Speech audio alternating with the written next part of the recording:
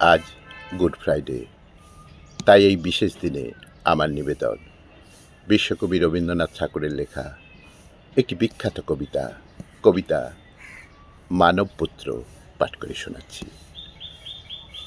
মৃত্যুর পাত্রে খ্রিস্ট যেদিন মৃত্যুহীন প্রাণ উৎসর্গ করলেন রবাহুত অনাহুতের জন্যে, তারপরে কেটে গেছে বহু শত বৎসর। আজ তিনি একবার নেমে এলেন নিত্যধাম থেকে মর্তধামে।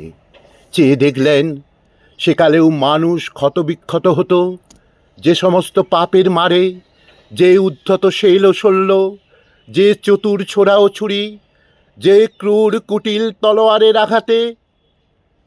বিদ্যুৎ বেগে আজ তাদের ফলায় শান দেয়া হচ্ছে হিস হিস শব্দে স্ফুলিঙ্গ ছড়িয়ে। বড় বড় মসির ধূমকেতন কারখানা ঘরে, কিন্তু দারুণতম যে মৃত্যুবান নতুন তৈরি হলো, ঝকঝক করে উঠল নরঘাতকের হাতে। পূজারি তাতে লাগিয়েছে তারই নামের ছাপ, তীক্ষ্ণ নখে আঁচড় দিয়ে। খ্রিস্ট বুকে হাত চেপে ধরলেন, বুঝলেন শেষ হয়নি তাঁর নিরবচ্ছিন্ন মৃত্যুর মুহূর্ত।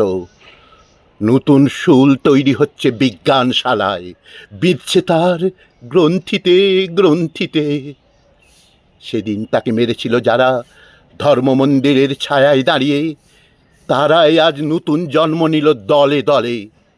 তারাই আজ ধর্মমন্দিরের বেদির সামনে থেকে পূজা মন্ত্রের সুরে ডাকছে ঘাতক সৈন্যকে, বলছে মারো মারো।